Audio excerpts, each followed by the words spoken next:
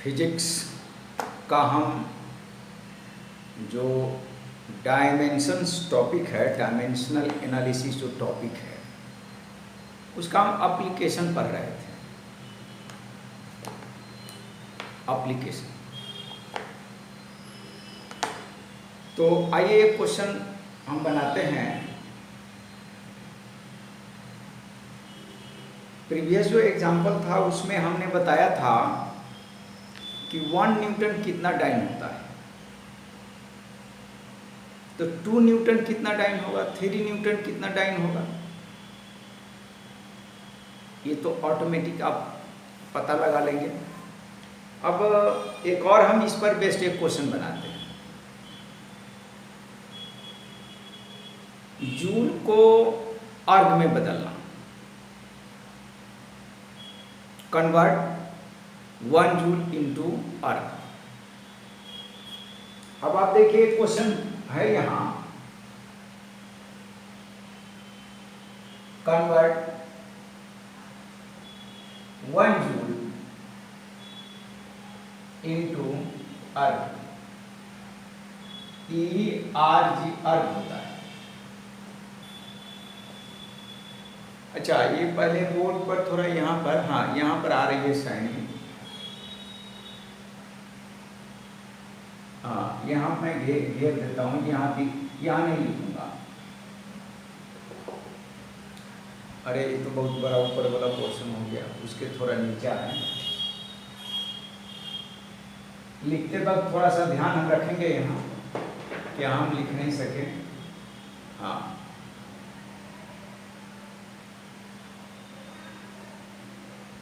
Right, ये थोड़ा सा पोर्शन है, इस पोर्शन पर नहीं लिखेंगे। राइट, यहाँ से जो है ना विंडो है और उसका शैडो आता है, शाइनिंग आती है।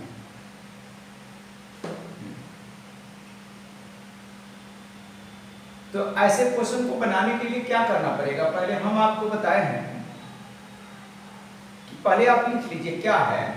तो लिखने का तरीका गिवन आपका, छोटे मोटे बच्चे क्लास में पढ़े होंगे ये सब चीज। क्या है इस बात को समझिए। हम यहां लिखेंगे 1 जूल इक्वल, और यहां हम खाली डब्बे और यहां अर्ग लिख दी।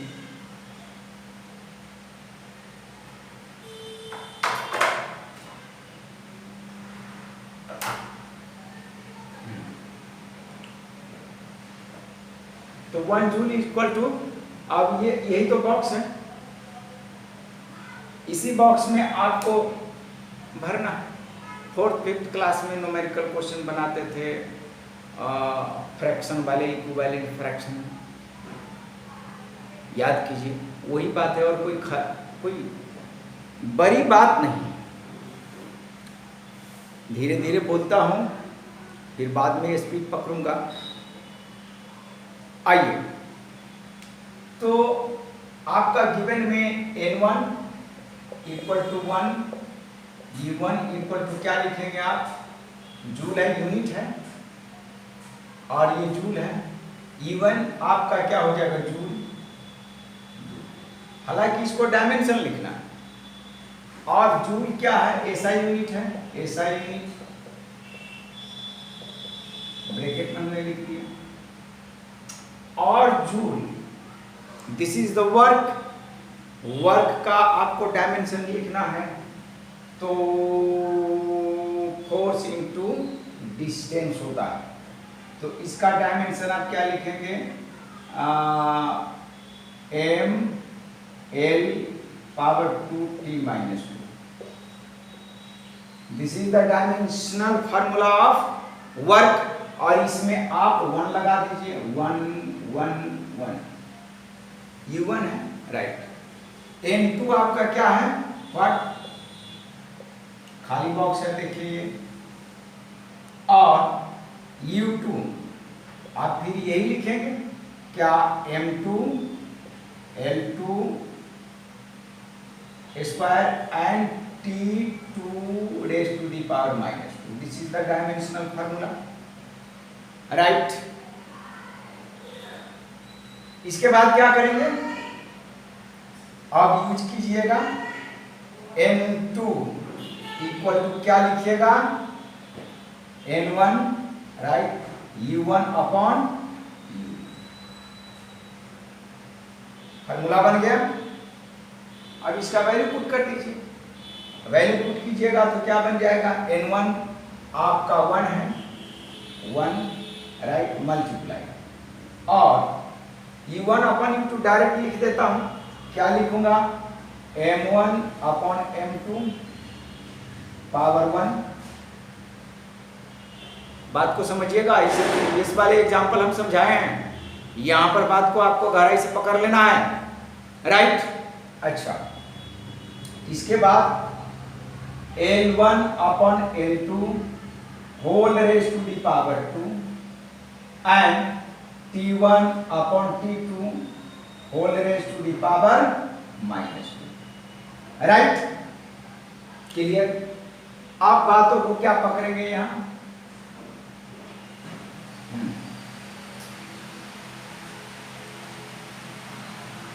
ये आपका 1 है एसआई यूनिट में, किसमें एसआई यूनिट में। अगर ये एसआई यूनिट में है तो मास आपका केजी में होगा, तो पहले आप इसको लिख लीजिए 1 kg upon 1 gram raise to the power 1 और यहां क्या है आपका 1 metre upon 1 centimetre raise to the power 2 और यहां दोनों में ही 1 सेकेंड अपॉन 1 सेकेंड राइट। यहां तक तो कोई प्रॉब्लम नहीं होना चाहिए, प्रॉब्लम तो आई है, अगर आप बनाना नहीं जानते हैं तो यहां तो बहुत काफी प्रॉब्लम होगा। ये थोड़ा सा आपको एसआई सीजीएस ये कौन यूनिट में कौन है, अब आप देखिए जो जूल है ये एसआई यूनिट है और अर्ग क्या है सीजीएस यूनिट है, ये तो पता होना चाहिए राइट। अब आप चलिए इसकी बात करते हैं, हम आपको बताए थे इसमें से किसी को सेम यूनिट में बदलिएगा, ये आपका कैंसिल आउट हो जाएगा, 1 रेज टू दी पावर -2 1 हो जाएगा, यहाँ 1 है। अब या तो ग्राम को केजी में बदल दीजिए या तो केजी को ग्राम में बदल दीजिए, सेम यूनिट में रहेगा तो कट जाएगा। दोनों में से किसी को भी आप चेंज कर सकते हैं। तो देखिए किसको चेंज कर दें, ज्यादातर क्वेश्चन में केजी को ही ग्राम में बदला होता है, हमने देखा है उसको आसानी, लोग सोचते हैं कि काटने में प्रॉब्लम होगा। आइए मैं ग्राम को ही केजी में बदल देता हूं, कोई प्रॉब्लम नहीं होगा। आइए तो क्या है, ऊपर हम न्यूमरेटर में n2 इक्वल टू क्या लिखेंगे 1 kg रहने ही देते हैं, 1 kg अपॉन और इसको 1 ग्राम को 1 kg में बदलेंगे तो आपको क्या होगा 10 raise to the power -3 kg आएगा right, raise to the power 1 और 1 मीटर है, यहां 1 सेंटीमीटर है, नीचे जो हम लिख रहे हैं वो अर्ग के लिए लिख रहे हैं, U2 जो है अर्ग के लिए है, अर्ग is the unit of work in CGS system right. तो ये सेंटीमीटर को मीटर में बदल दीजिए तो 1 मीटर राइट अपॉन, अब ये है सेंटीमीटर तो 10 रेज टू दी पावर -2 क्या लिखेंगे centimetre raise to the power 2 और ये तो आपका काम तमाम हो गया। And this is equal to, इसको केजी से केजी काट दीजिए, मीटर से मीटर काट दीजिए, ये ऊपर चला जाएगा 10 raise to the power 3 into ये 10 रेज टू दी पावर 4 हो जाएगा, ये पावर ऑफ पावर है मल्टीप्लाई होगा तो 2 2 जा 4 ऊपर चल जाएगा तो -4 है, अब ऊपर ले जाएंगे रेसिप्रोकल करेंगे तो +4 आएगा and this is equal to 10 raise to the power 7। ये आपका आंसर है एंड हेंस आप इसको लिख सकते खाली डब्बे में, 1 जूल इक्वल टू, यही आपका खाली डब्बा था, इसमें 10⁻⁷ और ये अर्क तो आपका है। बहुत सारे क्वेश्चंस हैं, आप इसको बनाइएगा। एक यूनिट से दूसरे यूनिट में कन्वर्ट कैसे करेंगे। हाँ, थोड़ी सी बात आपको कंफ्यूजन होगा कि इसमें से किसी को सेम यूनिट में बदल देना है, यहाँ किसी को ही बदल दीजिए, न्यूमरेटर को बदल दीजिए, डिनोमिनेटर को, या एक किसी को भी आप चेंज कर सकते हैं। ये बड़ी आसान तरीका है बनाने के लिए। लाइटिंग आ रही है, अब क्या किया जाए। चलिए, डायमेंशनल एनालिसिस में ये दिए हैं, और भी 1-2 क्वेश्चन हम लिखते हैं।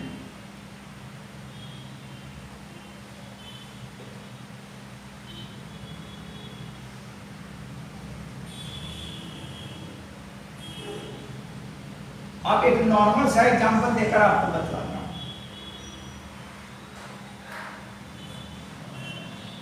नॉर्मल सा एग्जांपल दूंगा, आपको समझ में आएगा ये बात। देखिए, आप बनाते होंगे उसी नॉर्मल क्वेश्चन को जो 7th क्लास 9th क्लास में बनाए हैं, उसी को मैं बना करके डायमेंशन से आपको बना देता हूं। सपोज दैट आपके पास क्वेश्चन है, कन्वर्ट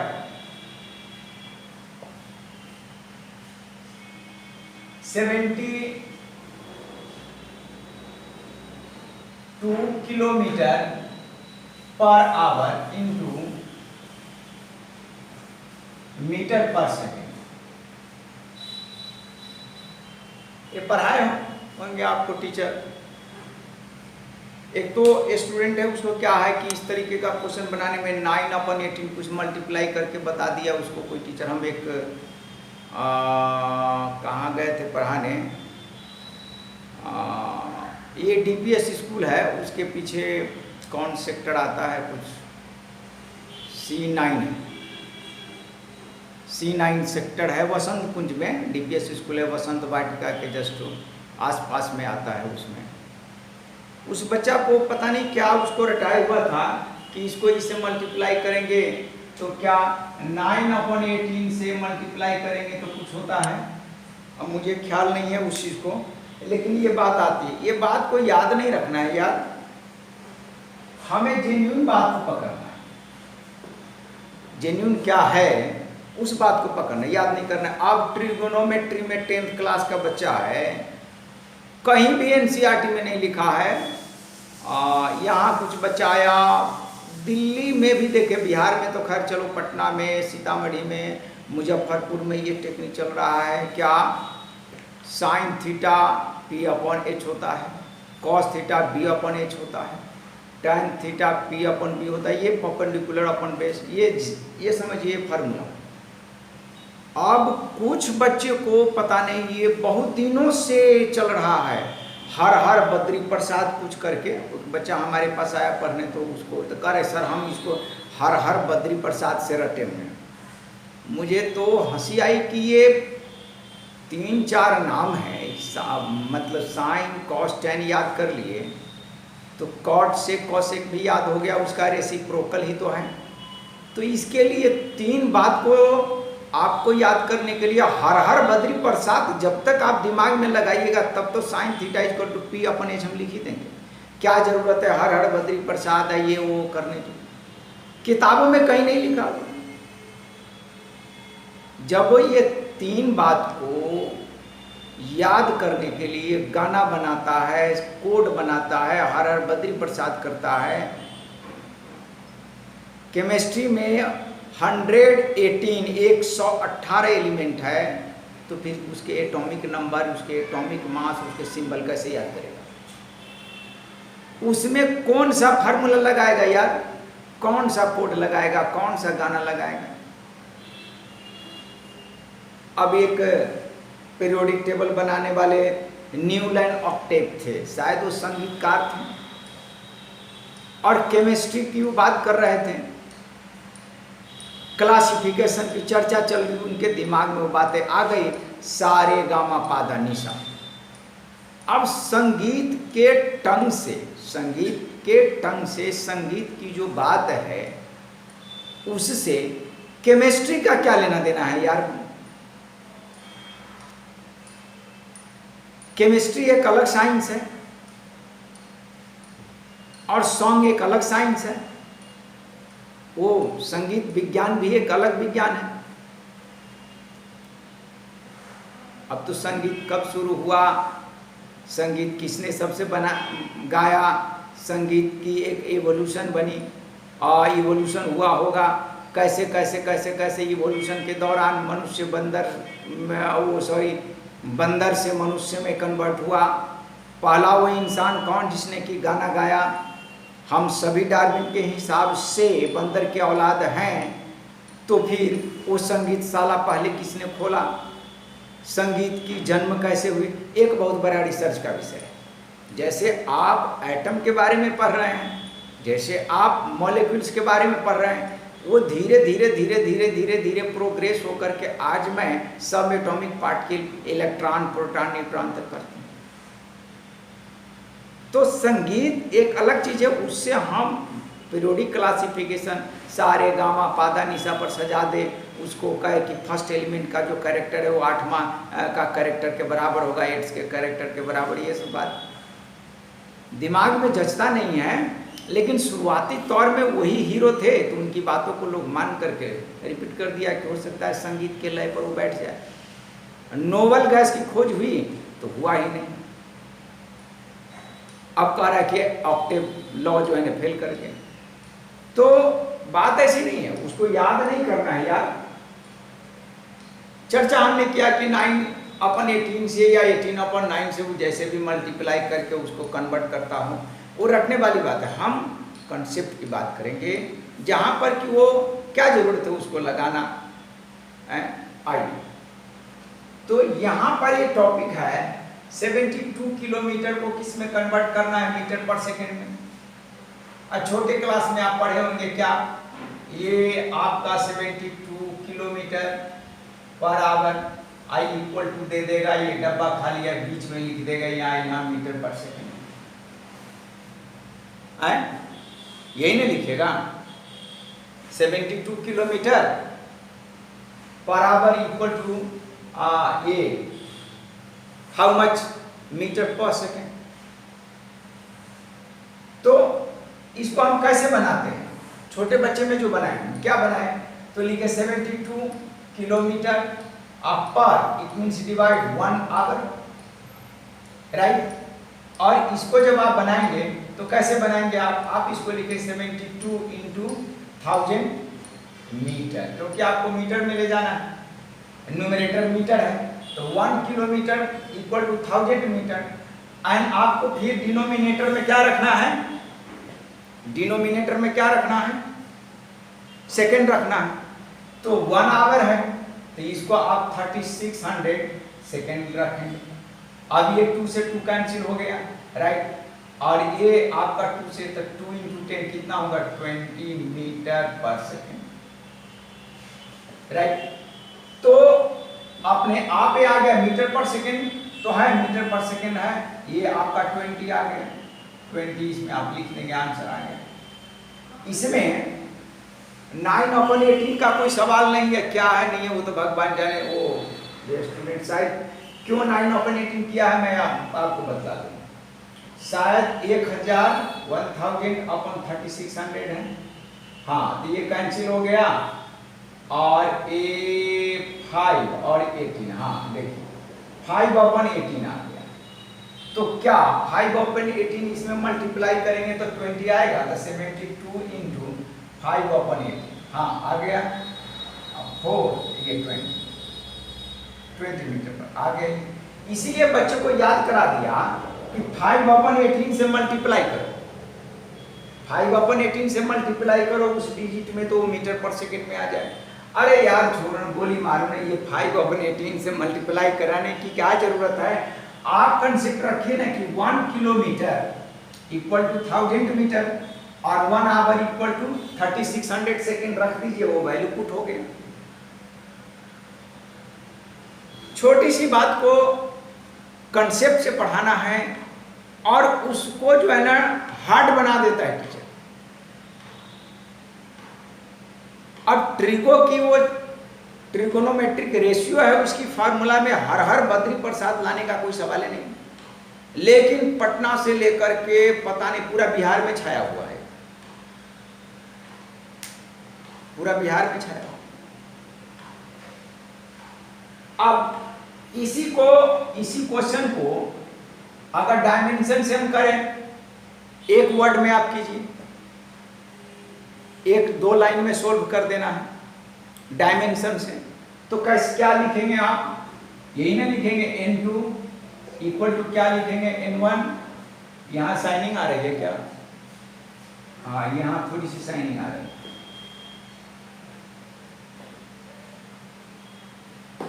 चलिए इधर मैं लिखता हूं n2 इक्वल टू क्या लिखेंगे n1। अगर एक्सपर्ट हो गए तो ये भी लिखने की जरूरत नहीं है। अच्छा, और क्या लिखेंगे u1 upon u2, right, by dimensional method. अब मीटर पर सेकेंड यूनिट है तो LT-1 हो जाएगा डायमेंशन। ऑब्वियसली आप क्या लिखेंगे, ये n1 के जगह पर आप 72 किलोमीटर 72 लिखेंगे, n1 72 लिखेंगे, राइट, ठीक। और यही तो आपका n1 है, this is n1 and this is u1, और ये आपका n2 वाट है और ये आपका u2 है, राइट। तो n1 के लिए आप क्या लिखेंगे u1, L1 T1 माइनस 1, ठीक, राइट, एंड डिवाइडेड बाय क्या लिखेंगे L2 T2 माइनस 1, राइट। अब इसको देखिए 72, राइट, 72 और मल्टीप्लाई में क्या लिखेंगे L1 upon L2 raise to the power 1 and T1 upon T2 raise to the power minus 1। क्या लिखेंगे 72, और ये क्या है मीटर, नहीं क्या है ये किलोमीटर है, सॉरी, L1 आपका किलोमीटर है तो आप लिखेंगे 1 किलोमीटर, और ये मीटर पर सेकंड में ले जाना है तो 1 metre raise to the power 1 into ये क्या है भाई, देखना यहाँ ये है 1 आवर है। हाँ, तो यहाँ पर थोड़ा चेंज करना है 1 आवर, ये नहीं कि मैंने अर्ग वाले में वो जूल से अर्ग में ले गए या न्यूटन से टाइम में ले गए, तो वहाँ दोनों यूनिट में टाइम को जो है ना सेकंड में ही लिया था, लेकिन यहाँ पर टाइम जो है आवर में है, ध्यान देना है, this time is in our.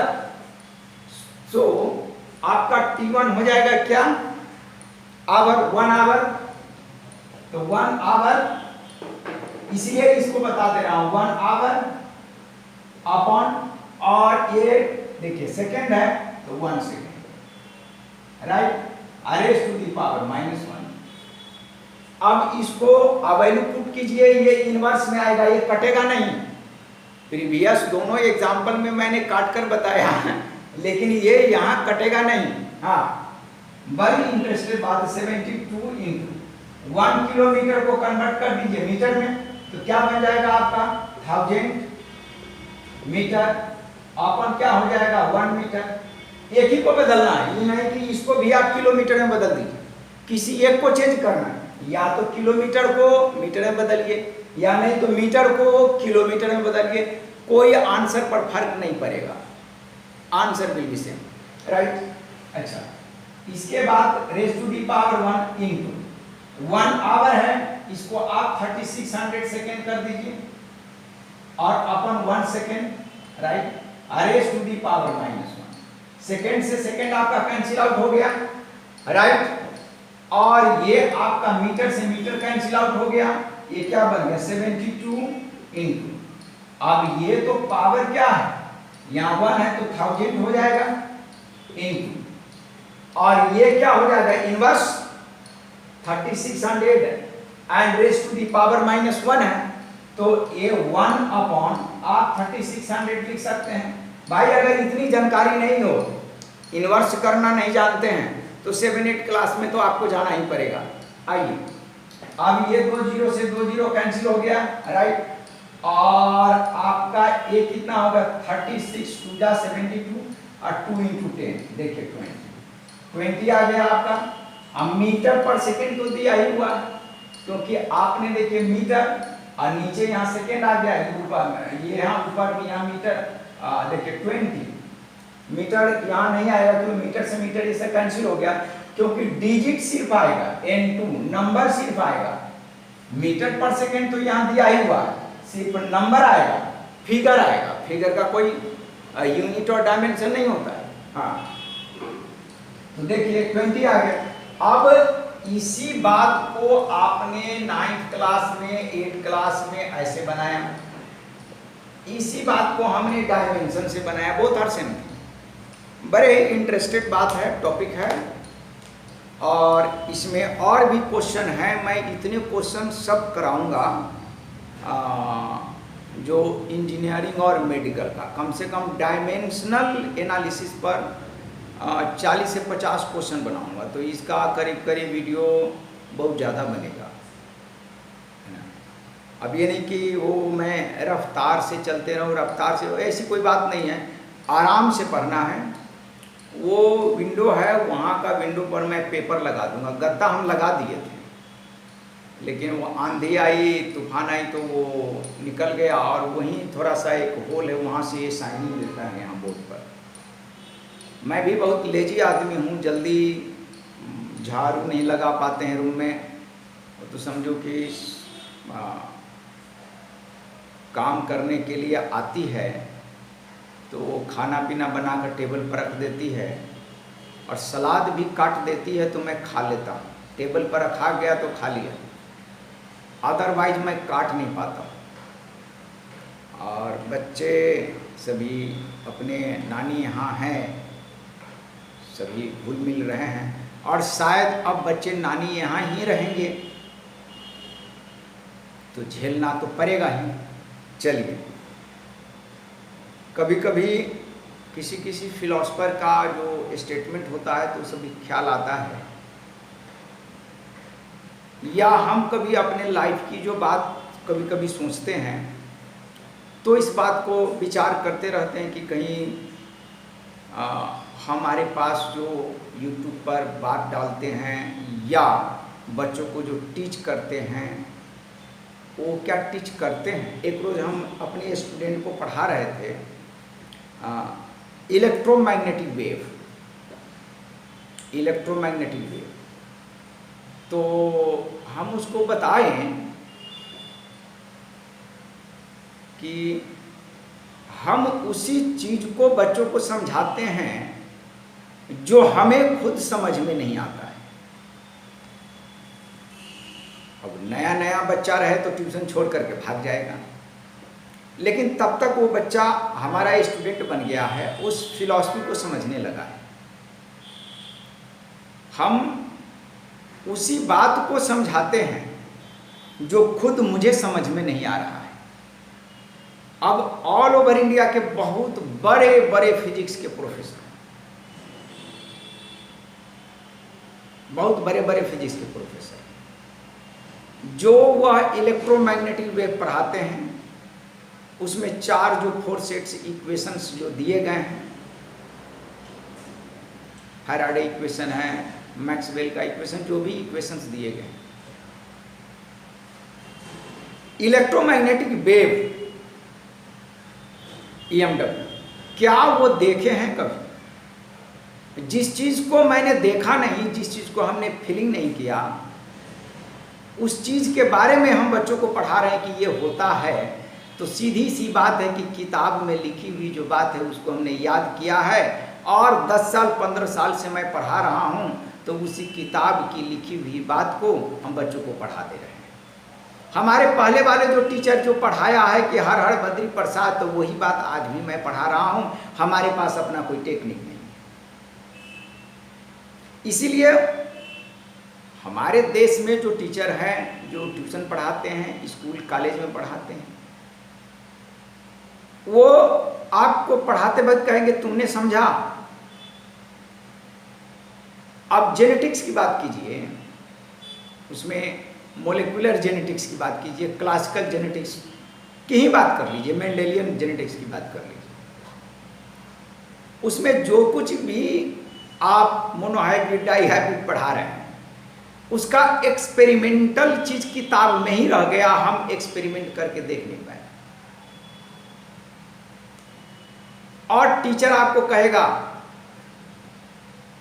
आपने समझा, स्टूडेंट कहेगा हाँ हम समझ गए, जबकि टीचर को ही समझ में नहीं आ रहा है कि वो पढ़ाने क्या जा रहा है। वो वही पढ़ाने जा रहा है जो किताब में लिखी है। वह किताब की बात भी नहीं पढ़ाने जा रहा है, उसके जो टीचर जो पढ़ाया है वही पढ़ा रहा है। पटना में जब हम थे तो सीतामढ़ी में भी पढ़े, एक छोटे बच्चा है जो थोड़ा सा हल्ला कर रहा है, रो रहा है, अब नीचे चला गया। हाँ, तो प्रोजेक्टाइल के बारे में पढ़ाया जा रहा था, प्रोजेक्टाइल के बारे में पढ़ाया जा रहा था कि this is angle of projection, तो ऐसे करेंगे, तो ऐसे मारेंगे, हॉरिजॉन्टल रेंज, मैक्सिमम हाइट, ये सब सारी चीज़ की बातें पढ़ाई। हमने ये सोचा कि जो टीचर फिजिक्स पढ़ा रहा है, जो टीचर फिजिक्स पढ़ा रहा है, या हम जो आपको पढ़ा रहे हैं, हमसे अच्छा प्रोजेक्टाइल का नॉलेज, हमसे अच्छा प्रोजेक्टाइल का नॉलेज वो जानता है जो प्रोजेक्टाइल शब्द नहीं सुना है, वर्ड नहीं सुना है। और आप कहेंगे कि ये तो आश्चर्य की बात बता रहे। हाँ हाँ हाँ, वैसे ही बात बता रहा हूं। हमारे गांव में बहुत सारे ऐसे बच्चे, हम लोग जब छोटे बच्चे थे, भैंस बकरी चराने के लिए जब जाते थे तो गांव में गुलेल बना लेते थे, गुलेल, और गुलेल से हम लोग आम को मारते थे, आम को, आम के डंडी को मारते थे, आम नीचे गिर जाता था। तीर धनुष से हम लोग आम के डंडी को मारते थे और आम नीचे गिर जाता था। जबकि उस समय हम प्रोजेक्टाइल का नाम भी नहीं सुने थे। हमारे साथ जो भी, मैं तो पढ़ लिख लिया, बड़ी दुख भरी बात है कि मैंने पढ़ लिख लिया, नहीं पढ़े लिखे रहते सो अच्छा था। लेकिन हमारे साथ जो भी हमारे गांव का जो बच्चा था, जो बकरी भैंस चराने के लिए जाता था, वो नहीं पढ़ा, नहीं पढ़ा। वो मुंबई में, दिल्ली में कहीं जाकर के ठेकेदार बन गया। पहले बिल्डिंग में काम किया, 2 साल 4 साल 5 साल बिल्डिंग में काम करते करते उसको अनुभव हो गया ठेकेदारी का, ठेकेदार बन गया।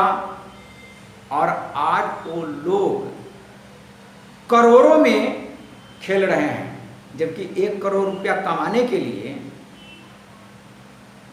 बहुत बड़े बड़े जॉब वाले के लिए भी सोचना पड़ेगा, प्रोफेसर को सोचना पड़ेगा कि भाई हमें 1 करोड़ रुपया वो पूरे लाइफ में नहीं कमा सकता है।